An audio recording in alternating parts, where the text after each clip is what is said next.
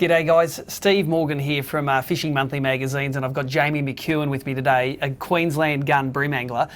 We thought since the Hobie Worlds are coming to our backyard, the Gold Coast in Queensland, Australia, I thought it was time that Jamie and I gave you a lesson on how to catch Australian yellowfin bream, because the chances are you don't have yellowfin bream in your part of the world.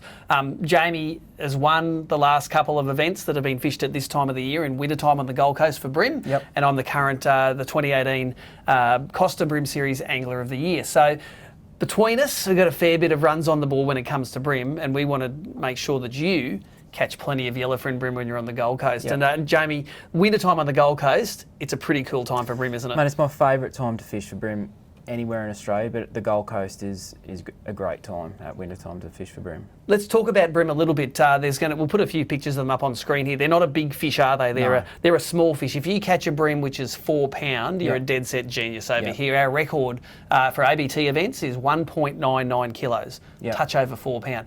On the Gold Coast, any fish over about 600 grams, I think. 600 grams to a kilogram is a real kicker fish. But at that time of year, what happens is those fish all come from their summertime haunts. They're all spread through all of the estuaries. They all come down to the Gold Coast, to the Broadwater, to within a few kilometres of the site, and they're getting ready to spawn. Some of them have already spawned, and they're sort of staging for that spawning event. How does it all work? Well, I find that that time of year they're hungry. They are usually in really good condition. And they come down from the canals, they come down, they sit in the deep water, the channels, and they spawn, or they're getting ready to spawn, and it's a lot easier to catch them when they're spawned up and schooled up and spawning like that. Now, if you were an event organiser like Hobie was, where would you put the start? Like, is it dead set in the middle? Right in the middle of the Broadwater, it's perfect. They've done a really good job by the anglers, it's perfect. So the timing is good, and the fact is that you might only can paddle a couple of kilometres. That's going to be enough to get into some of the fish, isn't it? Oh, you wouldn't even have, you could paddle a couple of 100 metres and get your bag and fish there for 2 days. Let's talk about some of your history on the Gold Coast. When you won the kayak event, you won the last kayak event at that time of year on the Gold Coast. How far was it from the start?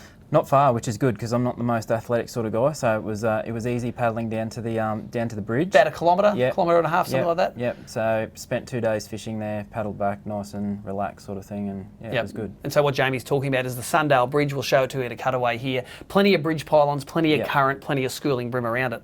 But that's not the only place you catch bream in winter time. Let's go back to your ABT event out of the boat.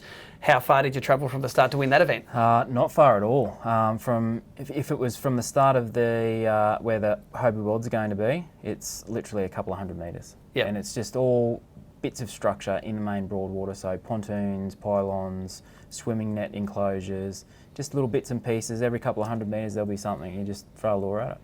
Now, the other good thing about the winter on the Gold Coast is if you find these schooled fish, then you can find them on your Lorant Sounders that are going to be on those Hobie outbacks. They replenish, don't they? So if you find a spot where they are and catch them one day, you can catch them there the next day. Yeah, definitely. Yeah, it's that time of year, it's one of those places where you can pretty much go hard on a spot all day and go back there the next day and know that you will get your bag. Cool. Well, let's talk about tackle, because this may not be the tackle that you use where you're fishing in your part of the world. Grab a reel up here. It's really all about spin rods, thread lines, and light tackle. So run us through your outfit here. It's only very light. It's a fast action rod, about 7 foot. The reel's 2000 size reel, 8 pound braid, and 8 pound leader. That would be my heaviest outfit that I use for bream. And this would be the one that you would use around those bridge pylons to pull them out? Bridge pylons, rock walls, I fish a lot lighter. I fish same sort of reels and rods, but I fish down to 2 pound straight through fluorocarbon. You can use straight through fluorocarbon, you can use braid and leader, but don't go too heavy. If you're using 15, 20 pound, that might be great for where you're fishing, but on the Gold Coast, one, they're going to be line shy. Two, these little lures that you're going to have to cast to catch bream, you're not going to be able to throw them properly, are you? Yeah, you just got to be careful. There's a fine line between getting the big ones in and losing them, but sometimes if you go too heavy a line, you won't get the bite anyway. That's right. So you just got to back your angling ability and try and get it in. Yeah, it's better to have hooked them and lost them than to have not hooked them in the first place. So light spin tackle, 3 or 4 of these little outfits, 1,000 to 2,000 size reels, 6.5 to 8 foot long rods, make the 2-piece of fine, and that light line. I love straight through fluorocarbon. Jamie loves his braid and leader. Both work pretty well. So there you go. There's some tackle for the Gold Coast. Looking at the shape of a bream though, they don't have real big mouths.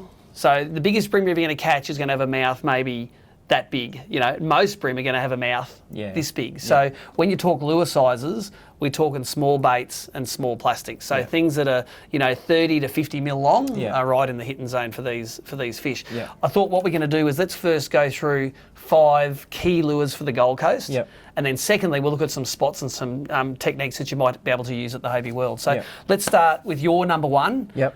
The CRANKA crab. Give us a CRANKA crab and tell us about the CRANKA crab and why they're such a good lure. The CRANKA crabs, I believe it's the action of the claw is what sets them apart from everything else. As you see, the claw's got the hook built in, and that's a floating claw. So that's right. Their action is exactly like what you would see a crab doing on the bottom or on a bridge pylon or a pontoon. Yep. They sit on the side, the claw floats around. And that's the first thing the bream will peck, isn't it? Defensive action, and the bream looks at that and goes, I've got to have a bit of a taste on that. Yep. And the CRANKA crab is a very snag-resistant lure because those claws float away from the structure. Yeah. And you don't have to give them a lot of action. You throw them out, you keep pace with the lure and you feel where it is, and the bites are just, you'll feel the bite. I think with the CRANKA crab, the way I fish it, I think it's more of exactly where you're casting it rather than the action of what you're doing to it. Because I fish a lot of bridge pylons or pontoon pylons, and you really, if you imagine where a fish is going to be feeding, it's not going to be feeding 2 metres back from the pylon, or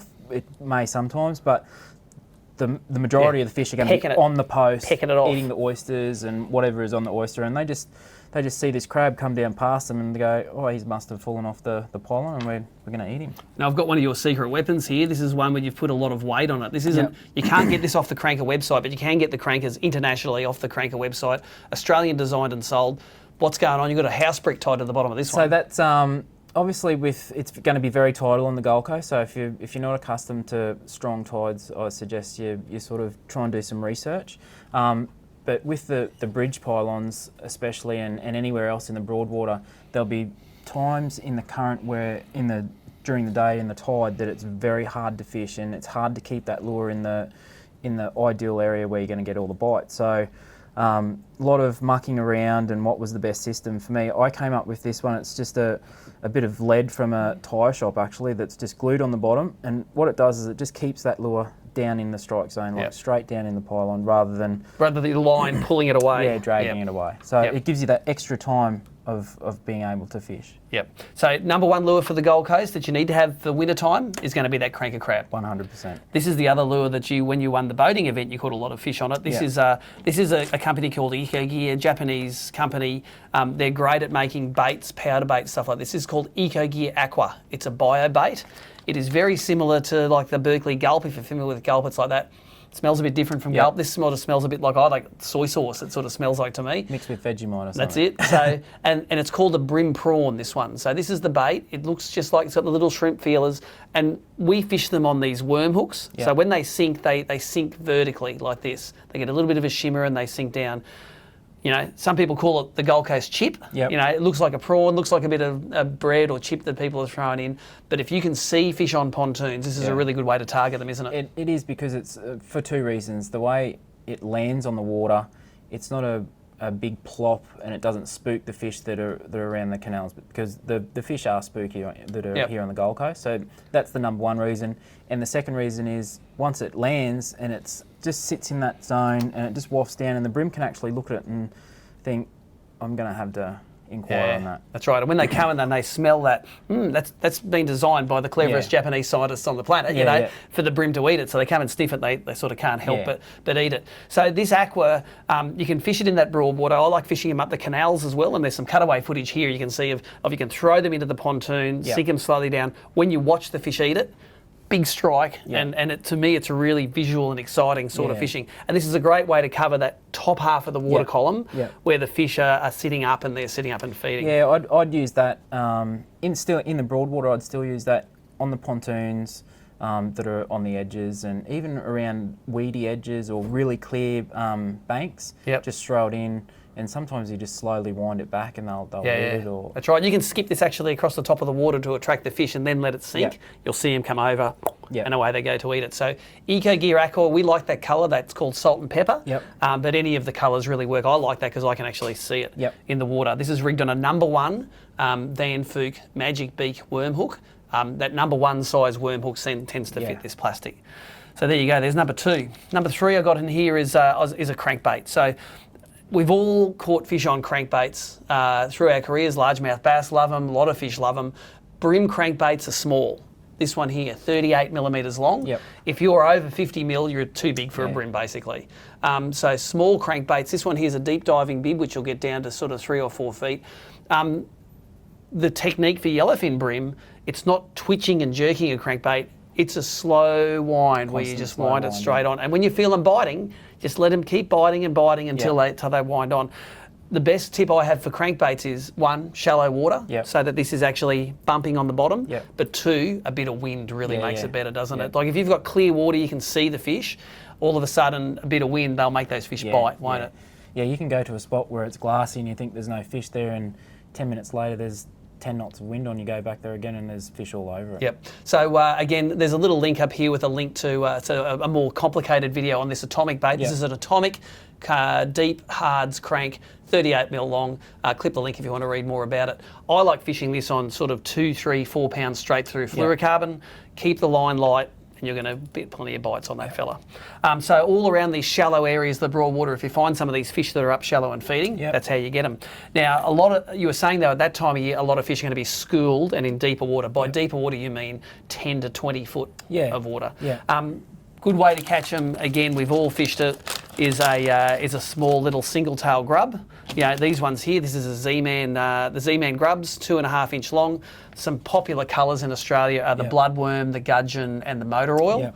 But a little jig head anywhere between, say, you know, an 1/8 and a 24th ounce, and you can really cover that whole water column. You can get it right down to the bottom, twitch it up off the bottom, or you can even slow roll these things. Yeah, you just got to be prepared to change your jig heads up with the tide, just to keep it in the strike zone again. And again, if you find some fish sitting on the sounder, throw out over the top of them, let it sink all the way to the bottom, and it's not massive rips, is it? No. It's just little pops up off the bottom, and then that tail wobble back down. Of course, the Z-Man, when it sits on the bottom, that tail sits there and flutters in the current. The bream just they come and they pluck it up. It's very much a finesse thing, bream fishing. Like there's no need for huge actions or big whipping rods off the bottom and stuff, sort of thing. It's subtle, slow, that sort of thing. And if you want to put a little bit of scent on this, that's also works a lot as well. You know, some of the Z-Man scents or the squidgy S Factor, any scent really. Yeah, the Mega Strike scent that they do.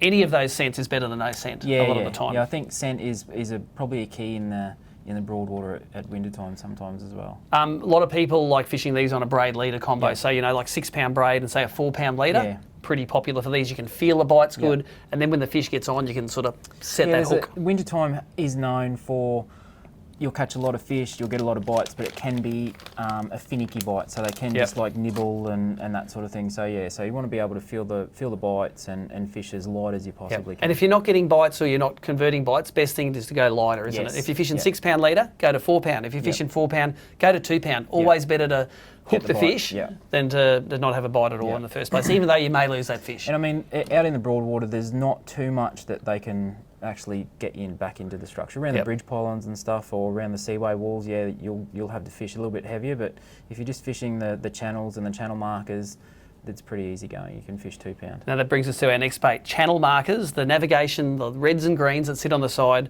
combined with one of these little metal bladed bait. That's an EcoGear VX blade in the 30 or the 35 size you want.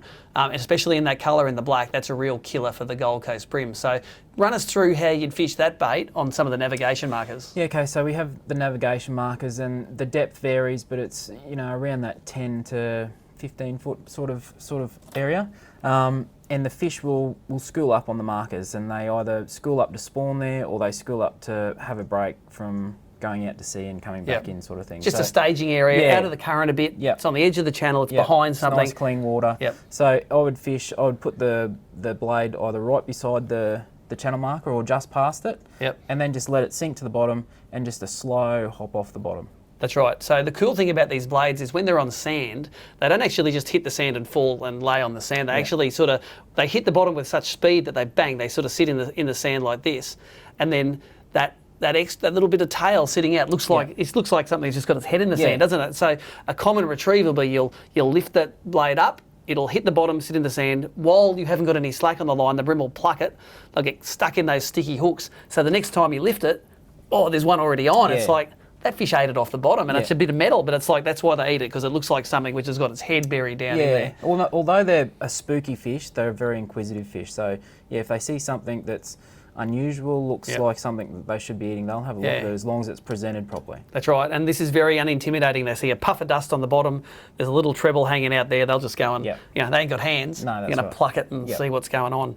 So there you go, that's the little EcoGear VX blade. So there's the crabs, the aquas, the crankbaits, the plastics and the blades. There's a shopping list of 5 baits that are going to get you in good stead on the Gold Coast. And I know if I gave you that kit, you'd probably only use 2 of them. I'd go to crank crab and the crab and the aqua would get you out, and that's won you a lot of money over the years. Yep. Now let's talk some of the spots. We've already said that Hobie have done the right thing by putting the event right in the middle of where the fish are. On the cutaway now, I'm just going to put a map showing you that, say, 5-kilometre radius from the start, and you reckon that's no worries. You can win that tournament, no problems within 5 k's of the start. Definitely. There's probably a dozen awesome spots within, you know, easy paddling distance from the start. And just off the top of my head, that's, you know, the Sundale Bridge, of course, is where you've won a lot of money in the past. The trawlers, where they sit there with the prawn trawlers unload. You've got all the navigation beacons all the way up the channel. You've got the famous one of the swimming pool, the pool marsh on the outside. And what a great bait this ECOGEARAQUA is. It doesn't even snag up in the pool mesh. That's perfect. But the fish and the bait fish all hang around it. That's only a few hundred metres from the start. It's only a few hundred metres. And that area is a perfect area for bream. Like, they just sit in around that net. There's so much bait there, and that time of year is just prime time for them to be schooled. Now, schooling fish, any of these channels that run around Wavebreak Island, and some of that coffee rock on the bottom can hold them as well. So all of that stuff is within 5 k's of the start. And even you and I, we are not gun kayakers, but we can paddle 5 k's. It's not that hard. I mean, it's all you need to do is get in the kayak, turn your sounder on, and paddle in the channels, and you'll see the coffee rock reef, you'll see the fish schooled up. Just throw something at them and you'll start catching. There you go. So we really look forward to welcoming all of the international anglers across to Australia for the Hobie Worlds. These guys put on a kick-ass show. We'll be down there doing some coverage for it. We're not fishing it. You don't have to catch them against us, me or Jamie. You only have to beat your fellow competitors in that event. So welcome to Australia. We hope you've got some insight into catching the Yellowfin Bream here in Australia, and we'll see you at the Hobie Worlds.